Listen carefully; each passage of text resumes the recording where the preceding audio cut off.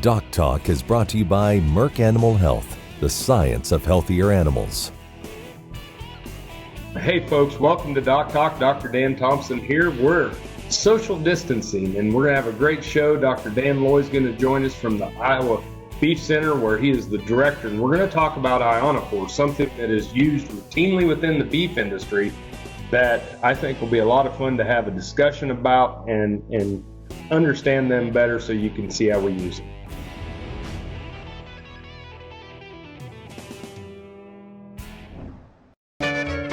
Ag Promo Source is a unique group of marketing specialists with one mission: help your ag business grow. Each affiliate has their own area of expertise, and they work together to bring you advice, products, and services. To get started, visit agpromosource.com. Ag Promo Source, together we grow.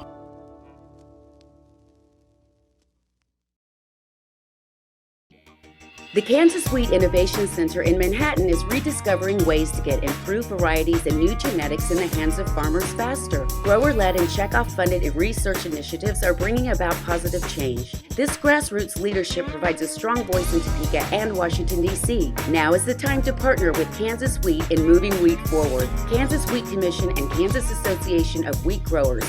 Farmers investing in their future and yours. Log on to rediscoverwheat.org. Welcome to the Western Kansas Wildlife Travel Center, right here in my hometown of Oakley, Kansas. We're the front door of Western Kansas, located on three main highways, I-70, US 83, and US 40. And all those roads lead to history, beautiful scenery, and adventure, no matter which direction you go. We now have an IHOP. That brand that you've trusted up and down the road in all your travels is staffed with local folks, real people, just like you and me, and we're waiting on you to join us. So for fun, adventure, fuel up, fuel your body, and let's have some fun.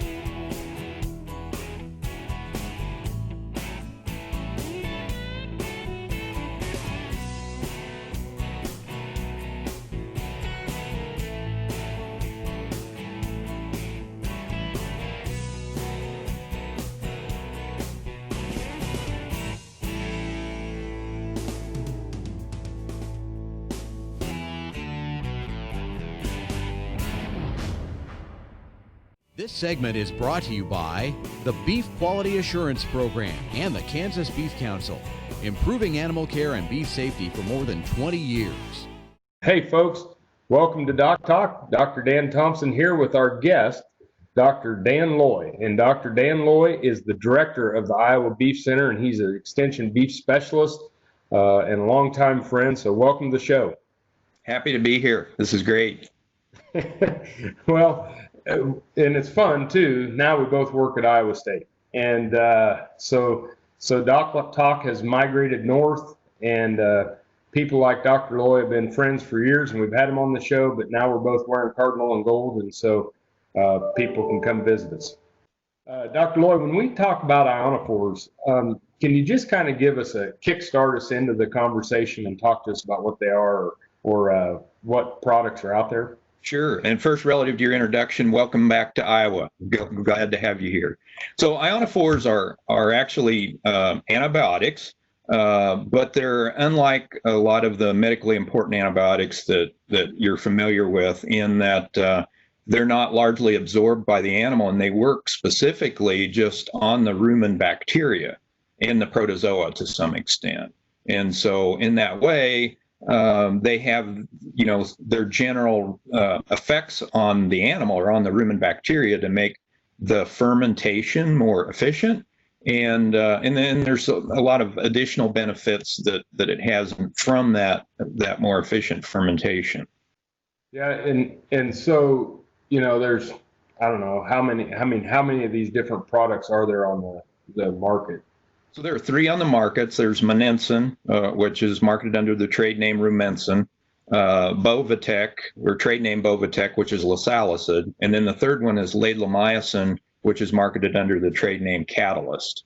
And the Rumensin has been, and Bovatec too, has been on the market since the mid 1970s, early 1980s. So we have a long experience using those in the beef cattle industry going back to that time, and lots of research. So we know a lot about how these products work and what their effects are on cattle.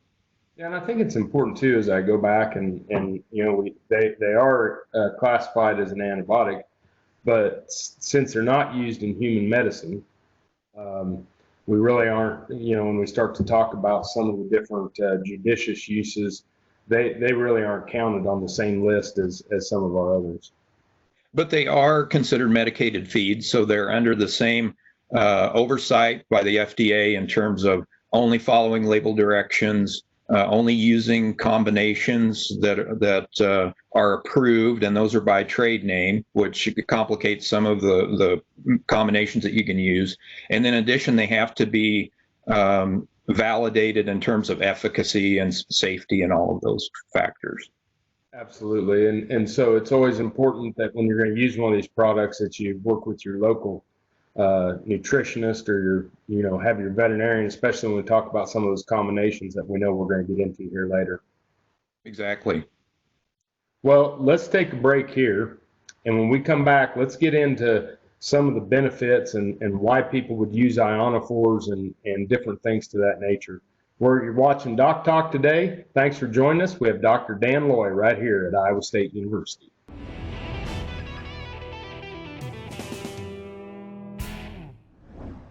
Watch Ag AM in Kansas online at agaminkansas.com. At Farm Credit, we partner with America's farmers who work hard each and every day to grow the food that we all enjoy. It's not an easy task, but it's an important one. Farm Credit is proud to work with farmers and ranchers, lending support in rural America. Kansans have a new choice for Medicare supplement insurance plans. With Medicare supplement insurance plans from Kansas Farm Bureau, you have access to 4 levels of coverage, affordable rates, and service from an organization that served Kansans for more than 100 years. For more information on Kansas Farm Bureau Medicare supplement plans, including rates and to apply, visit kfbhealthplans.com.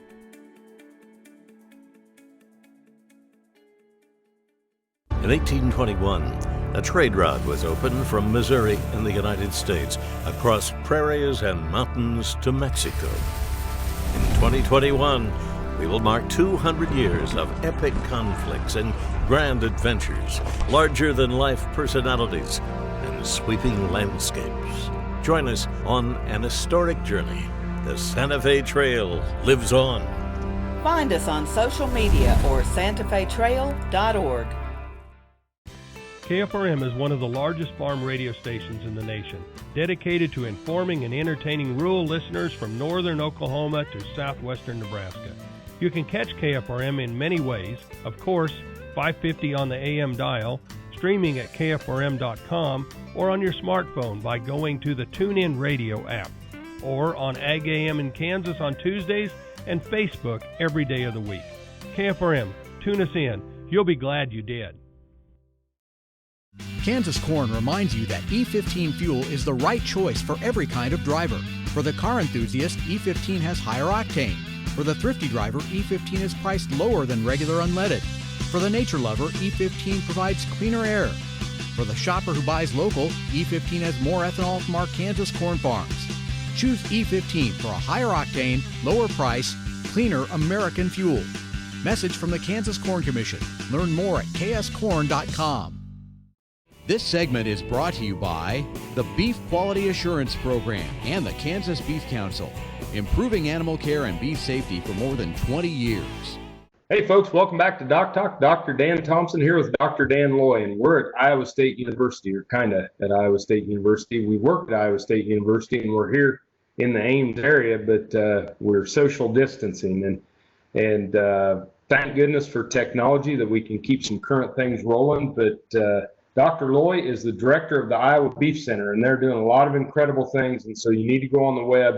If you want handouts, you want extension bulletins, you want one of the best functional web pages. I know that there's a group to the west of here that brags to have the best beef extension page, but I'd put ours up against anybody. And Dr. Loy's in charge of it. But Dr. Loy, talk to us a little bit about some of the reasons why we use ionophores. Well, so I mentioned that the ionophores have oversight from the FDA. So there are claims that you can use ionophores for, and basically the major claims that ionophores have been proven to work on are feed efficiency in all cases, growth rate in some cases. For example, Bovatec or Lasalicid has a growth rate claim, but Rumensin does not. And then coccidiosis control. So those are the primary claims. And there are some differences between the antibiotics in terms of how they work in terms of, well, not in terms of how they work, but in terms of their effects on feed intake, for example. But those are the primary claims. But in addition to that, there's because of those differences, like Monensin specifically reduces feed intake and changes the intake pattern of the cattle. And so that net effect of that, they eat smaller, more frequent meals. And because of that, there's been some observations that have been documented from nutritionists through the years that it has a positive impact on reducing things like acidosis and bloat in feedlots. So those are some of the main production reasons that they're used. There's also some factors that have some really positive benefits in addition to efficiency. They can improve health of the animals, but also the way that ionophores work, they significantly reduce the methane production that is produced from. Well, I think that when you look at the feed efficiency and the intake, and there's just a lot of positives besides not causing issues with antibiotic resistance in human medicine or with food-borne pathogens. And so there's really not a big downfall or a reason not to use them, except maybe if you're going to market some of the natural programs.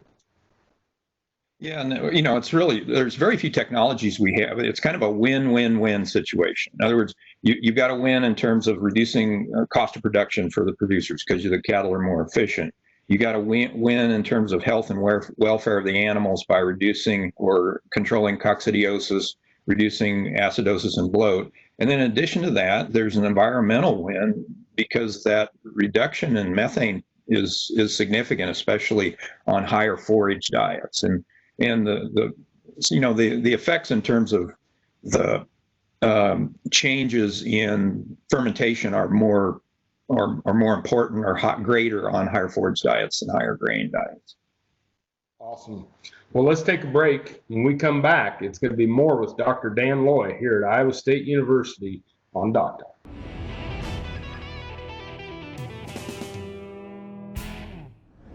Hey folks, welcome to our Cattle First Minute, which is sponsored by Boehringer Ingelheim Vet Medica. Preconditioning season is coming up, and it is vitally important as we think about animal welfare, antimicrobial stewardship, sustainability, and all the different topics that are ancillary to our industry besides just making money that we need to pay attention to. And I don't know of any tool that we have that is better in these types of systems and preventing antimicrobial use than preconditioning calves. Proper vaccination, make sure you work with your veterinarian, getting those calves bunk broke, making sure that they know what a water tank is, castrating, dehorning, deworming. All of these things need to be done that make a healthier calf, that make a calf that's a lot less stressed when it goes to the feedlot, and hopefully it'll bring a calf that is much more valuable to you and your farm.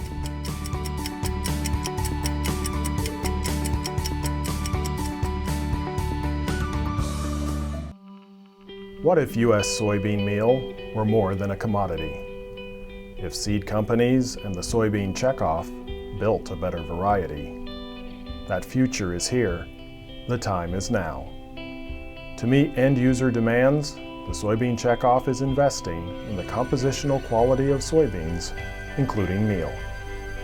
A message from the Kansas Soybean Commission, the Soybean Checkoff, progress powered by Kansas farmers. Sure Crop Fertilizers was started by my father, Don Sherman, and my mother, Shirley Sherman. Family business that started in the 80s. We predominantly focus on plant nutrients and what we can do to give growers better responses with the fertilizer dollars that they do, and what we can do to make those things work better for the grower. We're based out of Seneca, Kansas. We work with growers in their soil analysis to figure out what they need, and then we can put those in a blend that gives them the best results, and so that we can deliver that direct to their farm so that they have those nutrients where they need them, when they need them, and so that they can apply them in a manner that's very efficient to them and works well on their planting systems and what they're doing. Sure Crop Fertilizers has been around for a long time. We always say we're big enough to take care of everything you need, but we're small enough to do it quickly. You can get a hold of us at 1-800-635-4743. Our website is surecropfertilizers.com, and you can always email me at Corey@surecropfertilizers.com, and with any questions you have, and we're glad to answer and work with you. This segment is brought to you by the Beef Quality Assurance Program and the Kansas Beef Council, improving animal care and beef safety for more than 20 years. Hey folks, welcome back to DocTalk. Dr. Dan Thompson and Dr. Dan Loy here at Iowa State University, and we're talking ionophores. And as we mentioned going away to the break, we talked about they're more effective on roughage diets than they are on grain diets, and you have some interesting information over the years.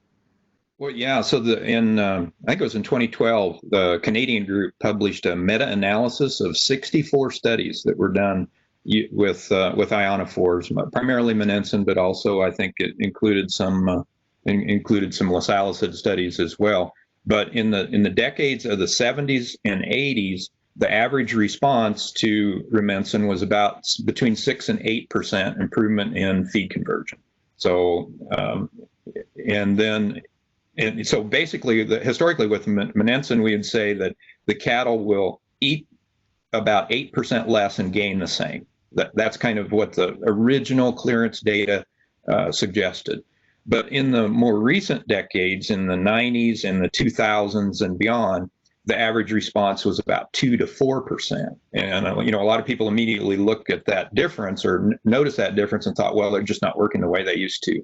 But in reality, the effectiveness hasn't changed. The way we feed cattle have changed. And a lot of that data originally was in backgrounding rations, and in the 70s and 80s in Iowa, we finished a lot of cattle on corn silage or high corn silage diets. And today our finishing rations are a lot higher in energy. So we're feeding ionophores a lot.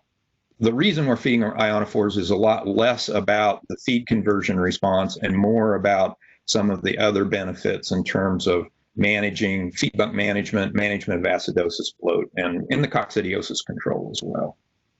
Yeah, when you see some of the work done in Nebraska too on the decrease in variation of feed intake and across feed yards and within pens for animals that are on ionophores versus cattle that are not, and some of the things that we have learned in some of the natural fed markets where we don't use ionophores, we really got to either increase the roughage or you have to be super dialed in on your feed intakes and watch weather patterns and different things to that nature. Right, and that's one of the things where nutritionists will look. There's quite a range of dosage that can be fed with these ionophores, especially with Monensin, and in some of those places where there may be some problems, that they can increase the dosage to help manage and control the feed intake even a little further. Yeah, well, it is amazing. It's one of those products that we've had forever.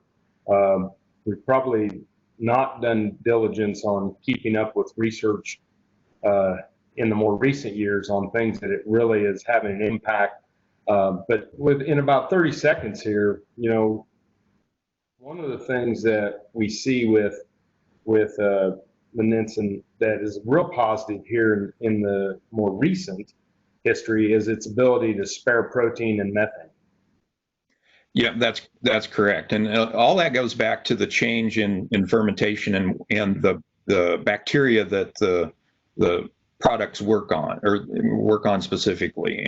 And basically, methane changes the fermentation from acetate fermentation to a propionic acid fermentation. And those are two of the main products that are produced and they used for energy by the animals. Very, very interesting. Let's take a break, Dr. Dan, and we'll come back more with Dr. Dan Loy here at Iowa State in just a moment.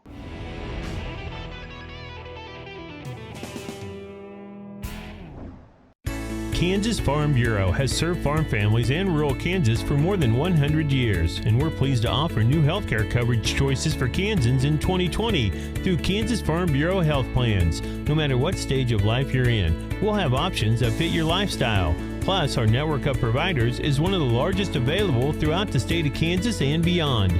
For more information, including the different plans available, or to get a quote, visit kfbhealthplans.com. Okay, looks like it's time for our tour. Welcome to the Fort Wallace Museum. Here at the museum, you're going to find some really interesting stuff like our replica stagecoach from the Butterfield Overland Dispatch. We've got facades from the fort buildings. We've got an 1870s flag. There's a plesiosaur that was discovered locally. We've got the Ray pump organ collection. We're a little bitty place with a great big story, and we'd love to have you.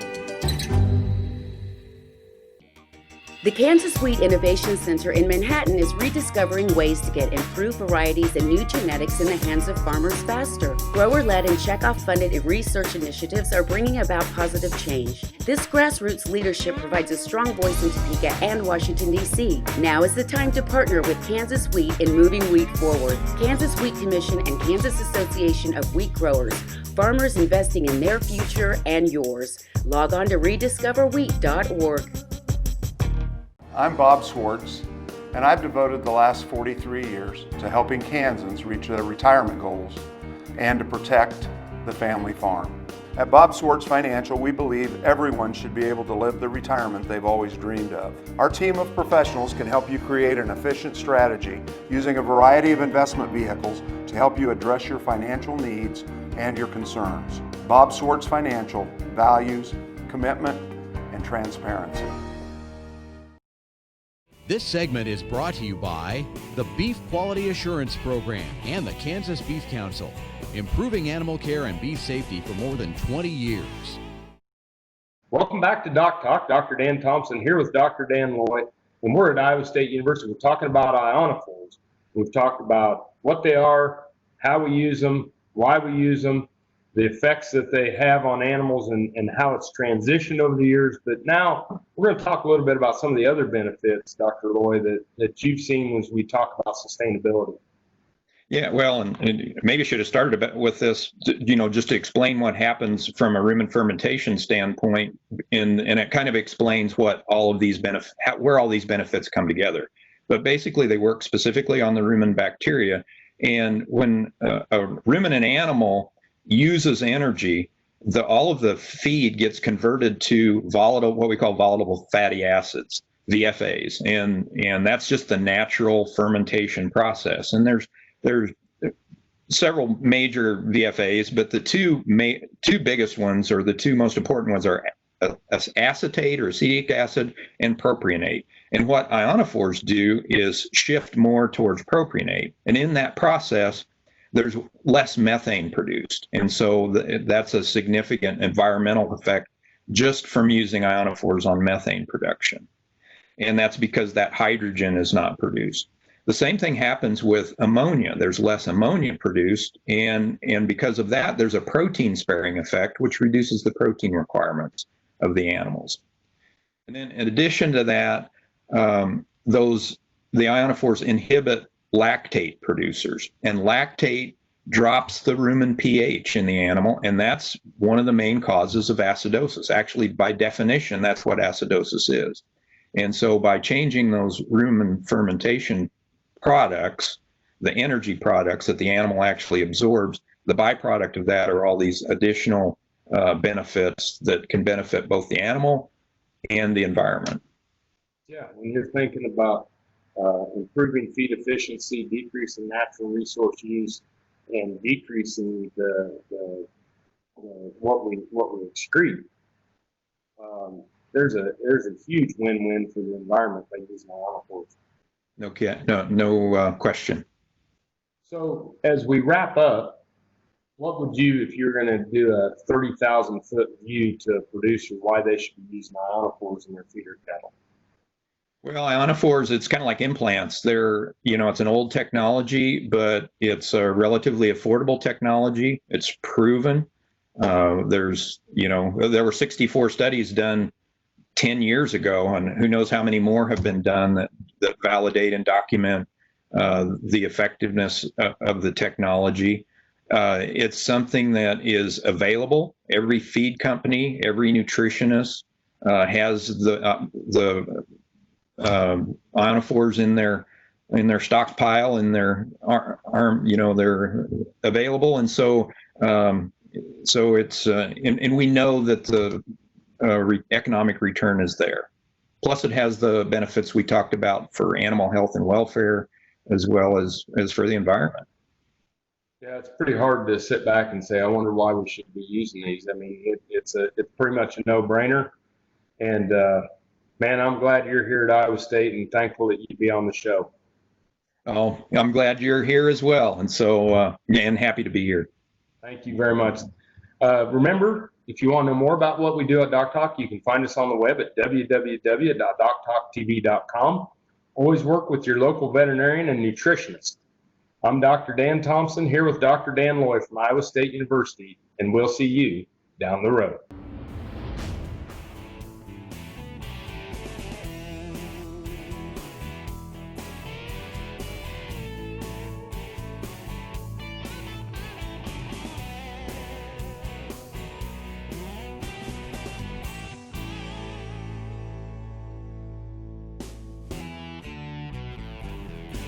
DocTalk is brought to you by MERCK Animal Health, the science of healthier animals.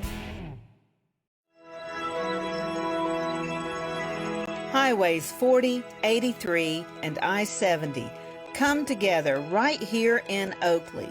Roads that lead to businesses, to magnificent rock formations, to scenic vistas, to places where legends were made. Roads that lead us home. Discover Oakley, the gateway to Western Kansas. Kansans have a new choice for Medicare supplement insurance plans. With Medicare supplement insurance plans from Kansas Farm Bureau, you have access to 4 levels of coverage, affordable rates, and service from an organization that's served Kansans for more than 100 years. For more information on Kansas Farm Bureau Medicare supplement plans, including rates and to apply, visit kfbhealthplans.com.